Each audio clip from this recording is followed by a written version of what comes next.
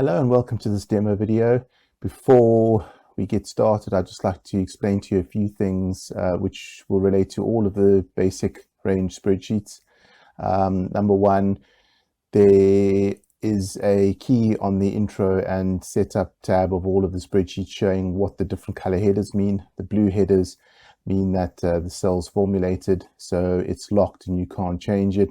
The yellow headers are where you can input data, and occasionally there might be some gray headers, which is just a different kind of data input, but we'll include instructions as and when that happens. The other thing that you can be aware of is there are ways in which you can damage the spreadsheet. So please do take a look at the link where you see this image, which will take you to a web page to show you how to better preserve your spreadsheet. Please feel free to keep a blank version of the spreadsheet somewhere, so that if you do mess up a spreadsheet that you're using, you can in fact just open a new one, a blank one. And some of the spreadsheets only last for a year, and then you've got a blank one to start the following year. So do keep a blank copy as a backup somewhere. And lastly, wherever you see this image, you can click on it. It'll take you back to the store where you purchased this product to see if you've got anything, any more products. One last thing, to see a demo video, you can click on this on a link that looks like this in order to go to the demo video, but that'll take you to the most recent demo. If in fact we've done upgrades and you're using an older version and you'd like to see the demo relating to your version, then do click on the watch on YouTube link, which will take you to that specific video on YouTube. So I think that's all you need to know. So without further ado, let's move on to this demo video. Thank you.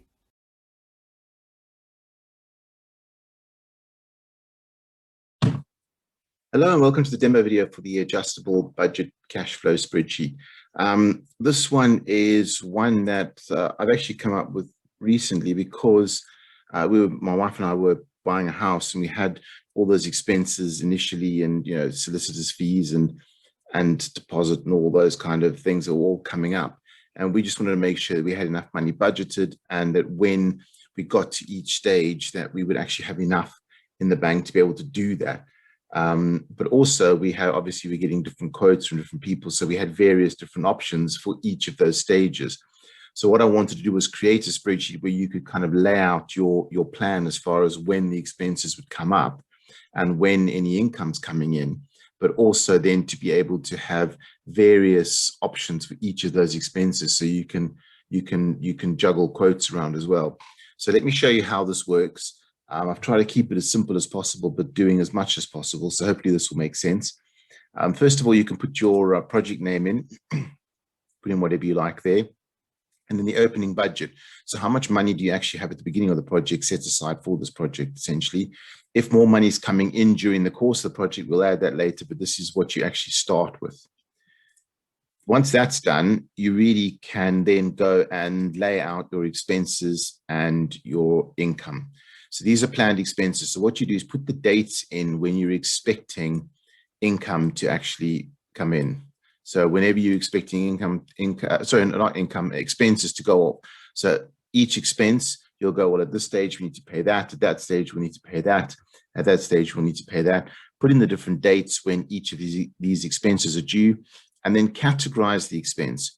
So give the expense a name, give it a unique name. I've just put A, B, C, whatever you put it, give it a full name, but just make sure you don't have any duplicates. So you wouldn't, for example, have 2 C's, because then that flags up as a duplicate entry, duplicate category. So categorize all of your expenses. You've got 30 lines there to do so.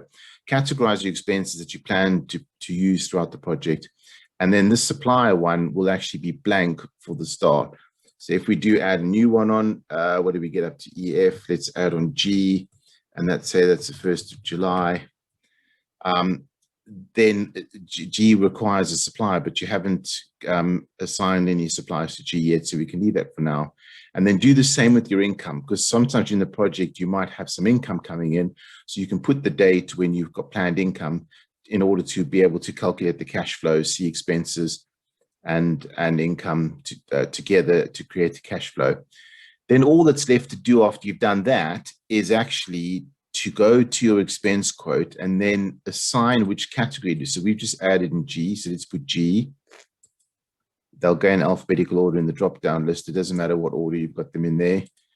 So we put in G, and then what we can do is we can actually go and get quotes for G. So G1 quote, G2, G3, just make sure that we assign them all to the right category so it knows which expense we're talking about. And then we can put in the different suppliers that we've got that quote from, and we can put in the different quote prices that we've got for that quote. Now, it shows us that so far we haven't selected any of them yet. We can go here to see, we need to select one of those. And when we select this, what will happen is it'll look at the expense quotes and it'll pull up all of these suppliers that we've said we've got a quote from for that particular expense. So because that's category G, it looks up all the G's, and then it gives us the answer, the solutions, the suppliers that we've got for G. So we can then go back here again and go and have a look and see actually G, who we can sort by the category column, get all those categories together, have a look who we want to use and go, yeah, we want to use this one. You can put some notes in there. And if we decide we want to use G2 as our supplier for that, we can come here and we can select G2 and it puts the price in. And now it knows what we need to spend when throughout the project. It knows when we've got money coming in. It knows when our expenses are due, and it knows which of the quotes we've selected for each expense, and it also knows what the other quotes are that we've got for each of those expenses. It then takes all of that information and it puts it into this report. So there are 3 reports here. The first one at the top is the actual budget based on what you've selected. The second one is the maximum budget based on what on your quotes. So if we took the most expensive option on every single, every time an expense was due, we took the most expensive quote, that's what we would be in for. And if we did it with the cheapest quote, that's what we would be in for. So once you've planned it, you can come here and have a look and go, actually days below 0, 0, we're not going below 0 there. Here we're going days below 0, we're actually going to be below £0 on 30 days. It shows you some of them there, it lists some of them here.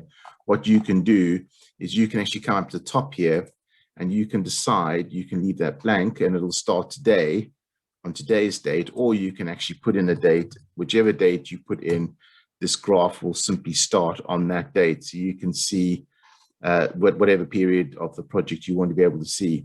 But here it tells you in total that twice that it goes under. This one where it says 30, you may not see all 30 here. Some of them might happen later on or before, depending on what date you've selected here to be able to view. This date you select here is just simply to show what period to show in these graphs. So as I was saying here, we can see that we don't have any in the cheapest, so it's possible to do this whole project without going in the red.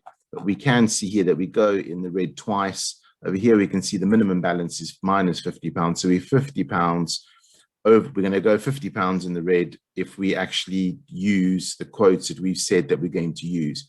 So then what we can do is we can come back to the intro and set up and go, well, we said we'd start with £100, but we squeezed £50 out of somewhere else. So let's just add that in. And now when we go back to the cash flow report, you see we break even there and we don't go below 0.